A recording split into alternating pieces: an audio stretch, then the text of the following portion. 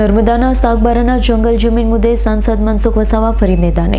ખેડૂતોને અહિંસક લડતનું આપ્યું આહ્વાન। નર્મદા જિલ્લાના સાગબારા તાલુકા ખોપી ગામે સાંસદ મનસુખ વસાવાએ મુલાકાત લીધી। જંગલ જમીનના ખેડાણના મુદ્દે ખેડૂતો સાથે બેઠક યોજી। અંદાજે 10 થી 12 ગામના ખેડૂતો લાંબા સમયથી જંગલ જમીનના હક માટે લડત ચલાવી રહ્યા છે। આ મુદ્દે હવે સાંસદ મનસુખ વસાવા પણ ખેડૂતોના સમર્થનમાં મેદાનમાં ઉતર્યા। બેઠક દરમિયાન સાંસદે ખેડૂતોને જંગલ જમીન સંબંધિત કાયદાઓ અંગે સમજ આપી। તેમણે જણાવ્યું છે કે વન વિભાગના કર્મચારીઓ સાથે કોઈપણ પ્રકારનું ઘર્ષણ કે અથડામણ ન કરવી, પરંતુ મહાત્મા ગાંધીના દર્શાવેલા અહિંસાના માર્ગમાં રહી પોતાના હક માટે શાંતિપૂર્ણ લડત ચાલુ રાખવી। જંતર મંતર યુવાનો જેવું ભેગા થવું પડે, અહિંસક લડત આપવી પડે। સાંસદ મનસુખ વસાવાએ ખેડૂતોને વિશ્વાસ અપાવ્યો, જ્યાં સુધી જંગલ જમીનના પ્રશ્નોનો ઉકેલ નહીં આવે ત્યાં સુધી તેઓ ખેડૂતોની સાથે રહેશે। આગામી સમયમાં પણ આંદોલનને શાંતિપૂર્ણ રીતે આગળ વધારવાનો સંકલ્પ વ્યક્ત કર્યો છે। 2 વર્ષથી આ ખેડાણ વર્ષોથી ખેડતા હતા એ જંગલ ખાતાએ પોલીસના સહકાર એસઆરપીના સહકારથી અટકાવી દીધું છે।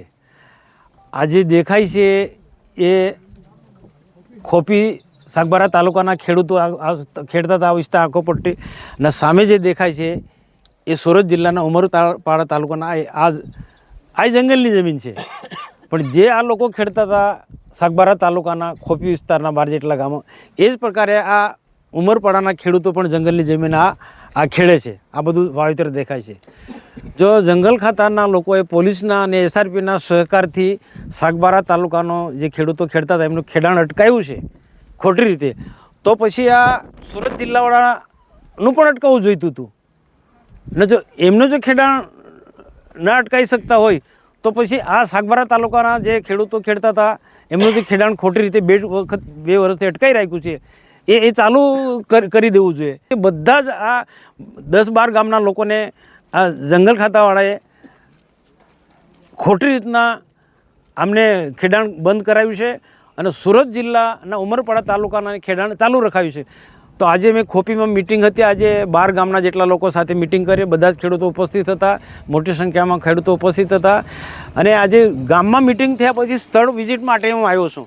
તો સ્થળ વિઝિટમાં બિલકુલ દેખાય છે કે આ સુરત જિલ્લા ઉમરપાડા તાલુકાના જે ખેડૂતો છે એ જંગલની જમીન ખેડે છે, તો એમનું ખેડાણ ચાલુ છે, જંગલ ખાતાના લોકો એમને રોકતા નથી, પોલીસ બંદોબસ્ત ગોઠવી ત્યાં રોકતા નથી। અને આ આદિવાસી છે, એ ગુજરાતના છે, એ નર્મદા જિલ્લા સાગબારા તાલુકાના ખોપી વિસ્તારના ખેડૂતો એમને અટકાયા છે।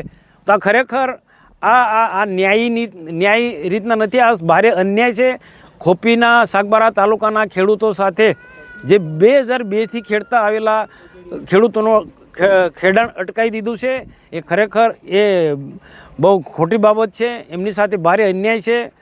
તો આ જે મામલો જે છે હું અપીલ કરું છું જંગલ ખાતાના લોકોને, જંગલ ખાતાના સુરત જિલ્લા જે પણ પોલીસ વિભાગ હોય કે પછી જંગલ ખાતાના અધિકારી કે જે પણ કોઈ હોય ને, ખાસ કરીને વન અધિકારીઓને અને ગાંધીનગરમાં બેઠેલા ઉચ્ચ વન અધિકારીઓને પણ હું અપીલ કરું છું કે તમે સુરત જિલ્લાના ખેડૂતોને ખેડવા દો છો જંગલની જમીન, એવા જ પ્રકારની જમીન આ રોડ આ સાઈડ પર આવી છે તો એ તમે રોકો છો, સાગબારાના ખેડૂતો રોકે છે। આવું તો ન્યાય ના હોય। લોકશાહી છે અને આ બધા ગુજરાતના જ છે, ઉમરપાડાના લોકો સુરત જિલ્લામાં આવે અને સાગબારા તાલુકાના નર્મદા જિલ્લામાં આવે। તો આદિવાસીઓમાં આ ભાગલાપાડાનો વન ખાતાની જે નીતિ છે એ બરોબર નથી। જો હમણાં મારું પાર્લામેન્ટ છે છતાં પણ અહીંયા મુલાકાત માટે આવ્યો। આવનારા દિવસોમાં આ જે સાગબારાના ખેડૂતો ખેડવા માટે જશે અને ગાંધીજીની સત્યાગ્રહની નીતિ પ્રમાણે આ લોકો ખેડાણ ચાલુ, ભલે મારી ધરપકડ કરશે અમારા ખેડૂતોને તો ધરપકડ વહોરી લેશે, પણ સુરત જિલ્લાના લોકો ખેડે છે તો અમારા લોકો પણ ખેડશે। અમને પણ હું અપીલ કરું છું જંગલ ખાતા, અમને અમારા ખેડૂતોને ના રોકશો, સુરત જિલ્લાવાળાને નથી રોકતા તો સાગબારા તાલુકાના લોકો પણ તમે નહીં રોકો। અને જો આ પ્રકારનું બેધારી નીતિ હશે જંગલ ખાતાની તો આવનારા દિવસોમાં એ આખું નેતૃત્વ હું જાતે લઈશ અને જે પણ આ આદિવાસીના હક માટે લડવાનું હશે તે એની લડાઈ અમે લડીશું। હું વસાવા નરેશકુમાર વિક્રમભાઈ વસાવા, ગામ હલગામ, તાલુકો સાગબારા, જિલ્લા નર્મદા। હાલ વન અધિકાર અધિનિયમ 2006 અંતર્ગત ખોપી સહિત 10 થી 12 ગામના આદિવાસી ખેડૂતો જેનું જીવન જોખમમાં મુકાયેલું હોય તે બાબતે આજે ખોપી ગામે ભરૂચ લોકસભાના સાંસદ શ્રી માનનીય મનસુખભાઈ વસાવા સાહેબ અહીં ઉપસ્થિત થયેલા હતા ને એમણે પોતાના વક્તવ્યમાં જણાવ્યું છે કે હાલ સાગબારા તાલુકાના જે 10-12 ગામો છે એ ખેડૂતોના જીવન ધોરણ પરિસ્થિતિમાં બહુ ખરાબ રીતે મુકાયેલું હોય તો સાહેબશ્રીએ આશ્વાસન આપ્યું છે કે તમે તમામ ખેડૂતો આવતીકાલથી પોતપોતાના ખેતર પર જઈ અને તમારું ખેતીનું કામકાજ ચાલુ કરો. અને હું આ બાબતની રજૂઆત ઉચ્ચ કક્ષાએ હાલ સંસદ સત્ર ચાલુ થવાનું હોય તો ઉપર દિલ્હી સુધી હું આની રજૂઆત કરીશ અને એ રીતે ખેતી કરવાની બાંહેધરી આપી છે.